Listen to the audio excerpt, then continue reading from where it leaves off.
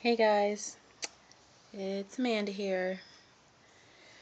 So, I wanted to talk more about relationships in terms of my experience and that kind of thing, about how it's affected me now, in the past, whatever.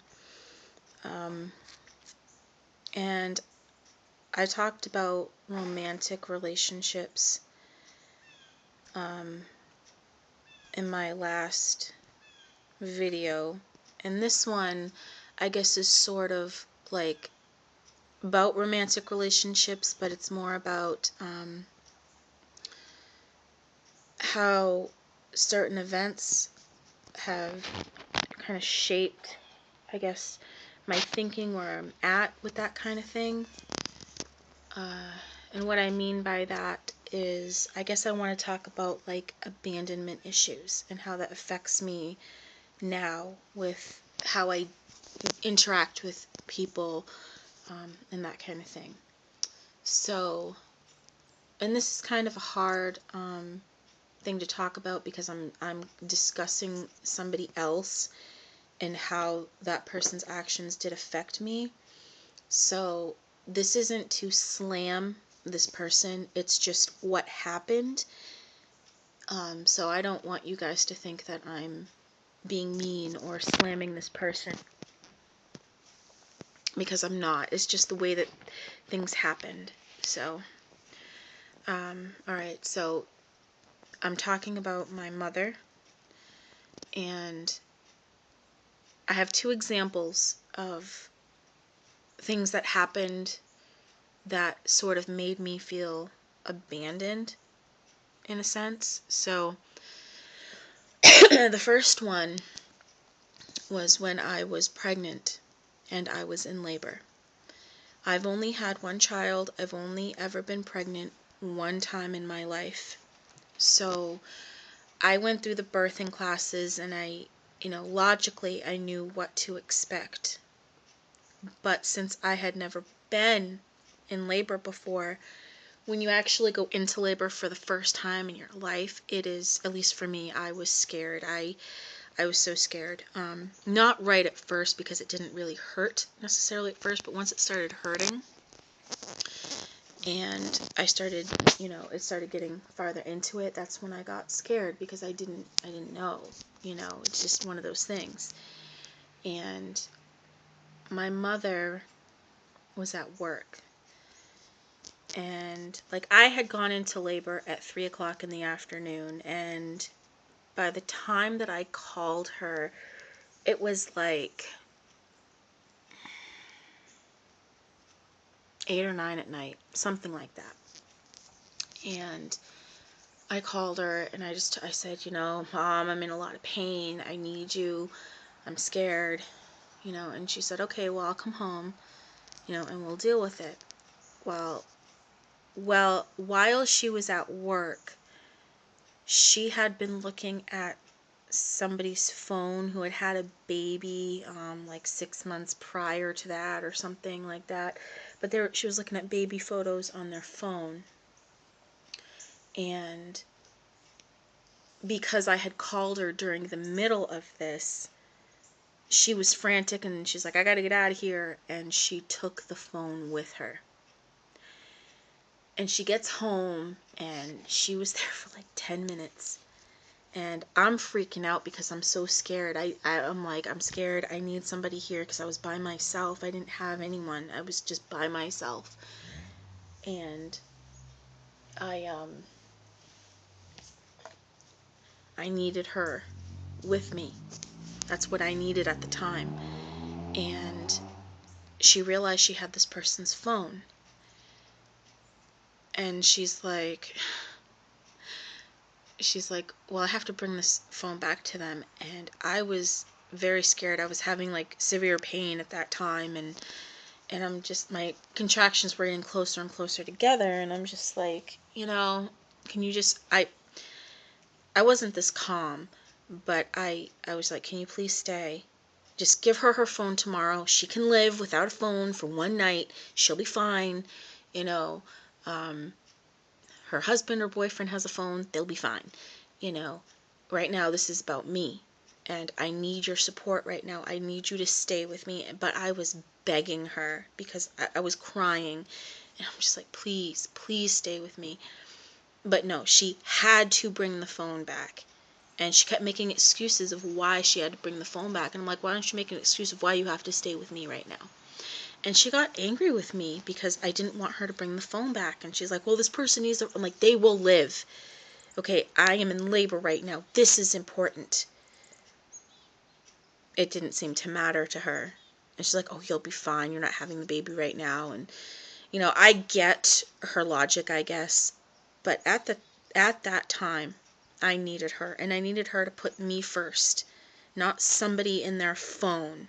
And she left, and it's depending on traffic, it could take anywhere from like 20 minutes to 45 minutes for her to get to her job. And, she didn't come back for like 2 hours. And I was so upset. And I was in so much pain. But I was in so much pain that I really couldn't argue the fact with her. Oh, it's a cat. I'm like, what is that white thing? It's a cat. And, I had my baby and all that stuff. And, I remember, like, thinking about that, and I still think about it to this day, because in my mind, I felt like she put something that was trivial. It wasn't, I get it. People want their phones. I get it. But you can live for a couple hours without your phone. There are more important things in the world than to have a phone. Like when someone's having a baby. That's, to me, that is more important. Maybe it isn't to other people, but to me, it is. It's more important. And I felt like she put somebody else's needs and wants ahead of me being in labor. And I guess I wouldn't have minded so much if I wasn't left alone. I was left alone. And I was scared. And I didn't know, like, if you have never had a baby before, it doesn't matter how many classes you take or how many times people tell you about their experiences. Until you experience it, you don't know what you're in for and how much it really hurts. At least for me, it hurt. Some people, they say it doesn't hurt, but I know for me it hurt a lot. And it made me feel like I wasn't important enough for her to just deal with it tomorrow. You know what I mean? Like, it just made me feel like she was more concerned about that other person in their phone than she was about me being in labor. And that really hurt. Because it just made me realize that I guess I'm not as important to her as other people or whatever. That's how it made me feel. Not important. Like, it doesn't matter if I'm going through something hard and traumatic and I need support. My mother won't be there when I really, really need her. Especially when I'm begging and crying. That's, like, really bad. The other example is after Casey was born, he was in daycare. He was like 2 or something. And this was, I'm not going to get into the details about that, but I needed her help with him. And I don't like to necessarily ask for help unless I absolutely need it. Like, I am at my wit's end, and I've tried everything that I can think of. And I had called other people first, and they were like, oh, I can't for whatever reason. And I saved my mother for last because she had just gone to work. But I was desperate, and I called her. And I was crying again on the phone. And I said, Mom, I don't ask you for help unless I absolutely need it. I said, I need your help. please, I need your help. Please, please, please.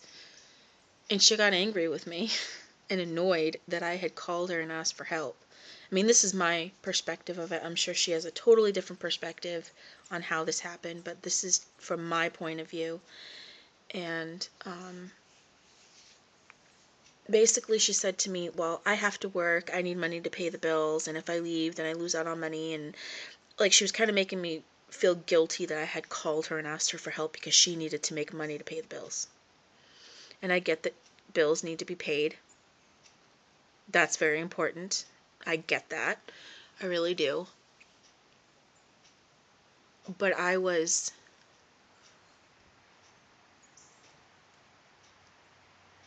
if you're a parent, then you know what I'm talking about when I say, when you see your child going through something and you try everything to make it better and nothing you do helps, and you watch your child suffer in whatever way, that kills you as a parent. Especially when you don't know what to do and you're asking for help. And for me, I was asking my mother, and she actually said to me, you need to deal with it yourself. I'm busy. I have to go. And she hung up on me. She's like, I don't have time for this.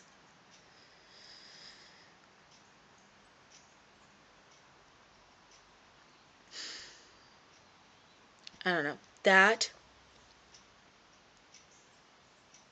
situation and the one that I previously described, just those two incidences alone have made me realize that when I am absolutely desperate and I really, really need someone's help,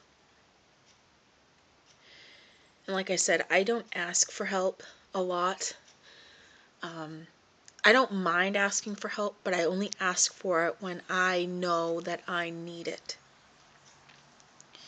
in whatever area that may be. And it made me realize that, you know what, my own mother won't even help me, and I'm desperate, and I don't know what to do.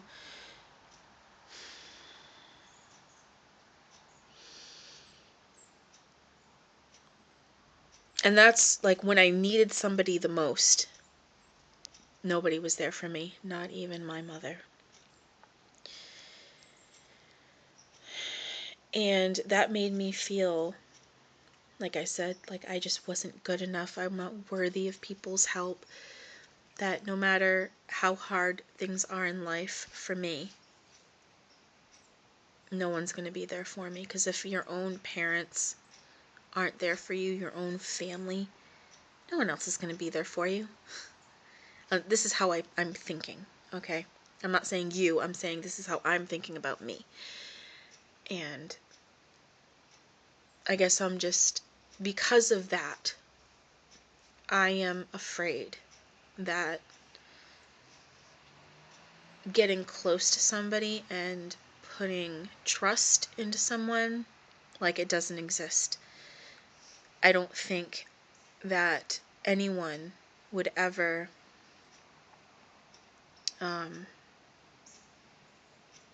be there for me when it really counts. You know, they say you can tell who really cares about you just by, like, when you are going through tough times, really bad times, the people who are there for you are the people that you can count on. And I don't think I can count on my mom. I mean, not when it comes to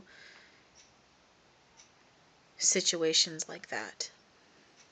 You know, when you're crying out for help and begging somebody for their help or for their support, who is supposed to love you unconditionally, like your parents are supposed to love you unconditionally. There's not supposed to be strings attached or guilt associated with that love.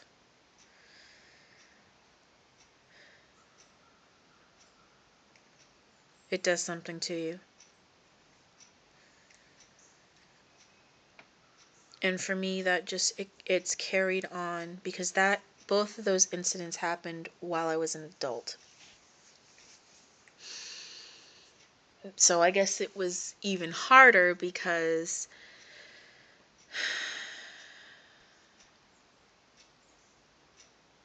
I mean, your brain is still developing into your 20s, especially, the frontal lobe, like your reasoning and all that stuff. And it just made me feel like she abandoned me when I needed her the most. And that's a very hard thing for me to deal with because I've tried to talk to her about that and just have her just listen to me and let me get my feelings out about it. And she won't let me do that because when I start talking about it and how it made me feel or makes me feel, she gets angry with me and she turns it around and makes the whole situation all about her. And my mother is one to say, and she has said it my entire life and she still says it, that she is the center of the universe. She is the center of attention, and she always has been and always will be. It's a very hard thing to deal with when you have a parent that's like that, because it makes me realize that when something is about me,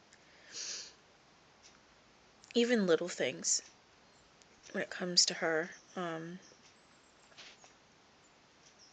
if it isn't about her, she can be really mean. And she kind of she doesn't she will say things to try and make me feel bad. So I feel bad, and then it's all about her. Do you know what I mean? Like, I don't know, maybe you do, maybe you don't.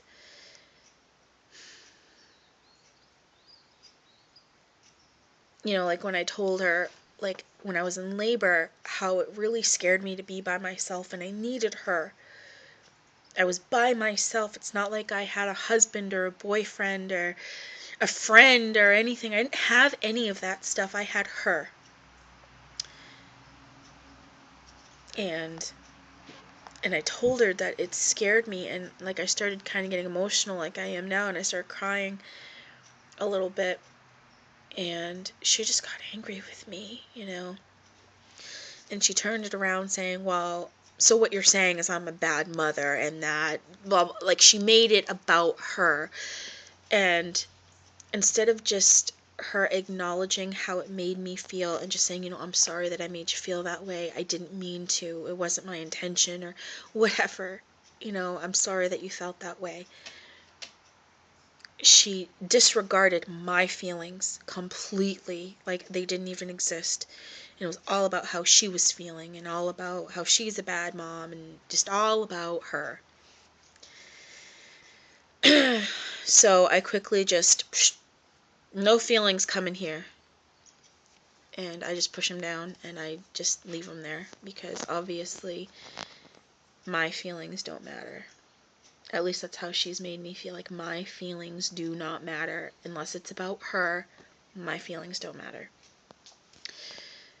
So in terms of how that has shaped how I am in personal relationships is that I tend to treat the person that I'm dating as though they are the center of the world or the universe or whatever. I don't mean to, but that's all I've ever really known. And I don't know how to, I feel like people don't need to worry about my feelings, that it doesn't matter. I'll deal with it. You don't worry about me. I will worry about you, kind of a thing. And that's not healthy and good because then I get taken advantage of. And it just makes it very difficult in a relationship when it isn't a 50-50 partnership, when it's, me doing all this work and this person doesn't have to lift a finger. And I don't mean like physical necessarily, like doing housework or something like that. I mean like seeing if I'm okay, seeing if I need something. It's always me seeing if they need something. And that's kind of how it was with my mom. And I didn't recognize it when I was a kid, necessarily. It was more when I was an adult and I could see things from a different perspective, especially with those two particular times in my life. And it just made me feel abandoned, and I'm afraid that, like, I don't want to get close to people and make myself vulnerable in that situation where I need somebody. I need their help or I need their support. And then they tell me that no, they're not going to help me. No, they're not going to be there for me. Or they're just going to leave anyway and just put somebody else ahead of me. I don't want that to happen. I'm afraid of that happening. So it's just really strange. So it's affected me in that way in terms of like getting close to people because I'm afraid of putting myself out there like I did with my mother, because you should be able to ask your parents for help no matter what age you are. And they should at least try their best to help you and put you first, just for that time. Not every day of your life, but when you're in desperate need of help. So, now, I'm not trying to say that my mother is a bad person. I really don't want to give that impression. She's not. She's just very self-centered. And like I said, it's all about her. I mean, she does care about me in her own way, but I don't know. It's just,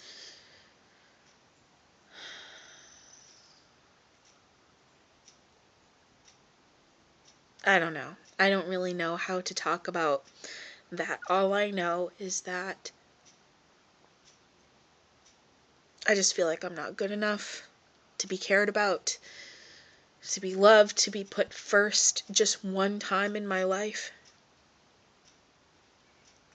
And I think that stems from I'm not saying just her. I just used her as an example, but there's been other people in my life that have sort of done things to me or whatever that have contributed to this. It's not just my mother, but that's what I think of. So, yeah, I love my mother, but a lot of times I don't like her. I don't like how she acts. I feel like sometimes she takes advantage of me. And if she ever sees this video, I know she's going to take it wrong. I know she'll be angry with me, but you know what? Who cares? This is my channel. And if she doesn't like what I have to say, well, that's too bad, because I can't say it to her. So I need to say it somewhere. You know, and that's probably something that I'll work on in counseling, I guess. But,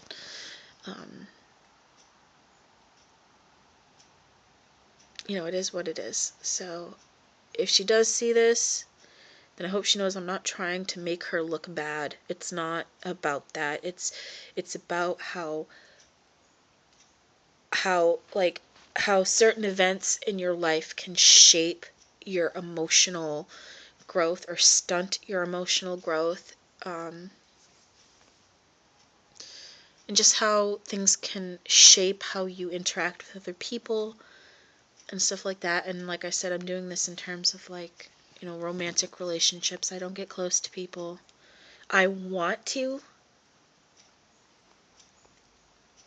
but at the same time, I don't. Like, I don't want people to see how I'm really feeling. I usually hide what I'm actually truly feeling, because it's been in my experience growing up as a kid and just the interactions I've had with family members, so-called friends, you know, just people in general.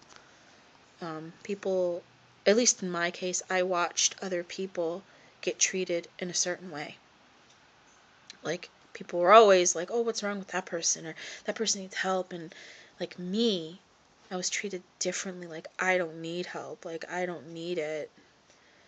I'm not important enough for people to care about, you know.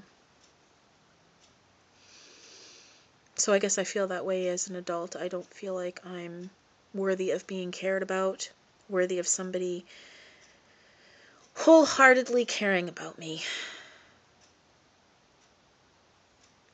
Because I guess I look at it, if my own mother has a hard time showing me that, and she gave birth to me, I mean, how will some stranger I meet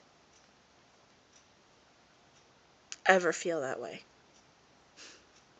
It seems impossible, but I know it is possible because I see couples together, and I'm not saying people's relationships are perfect, but I see how other people care for their boyfriend or girlfriend or their spouses or partner, whatever you want to call it, you know, the other person in your life. And I do see that in other people, and it's almost like I'm detached from people. Like, they are allowed to have people care about them and to care for other people and to have somebody that has their back no matter what. But I'm different. I don't deserve that. Nobody wants to do that for me. And I don't know how to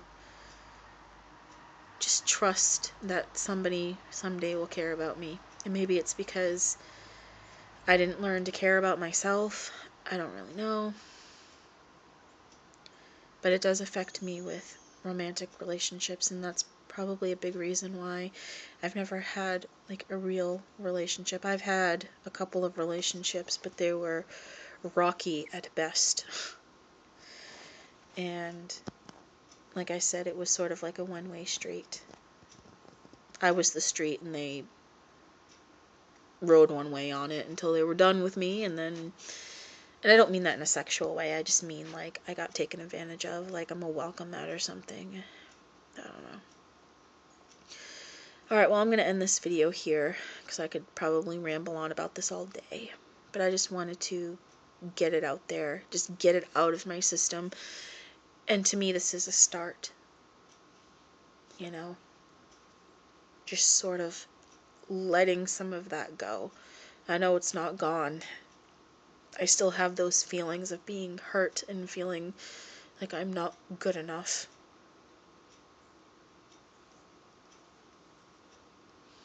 But that's what therapy's for, right? To help you through those things. Help you work through them. So,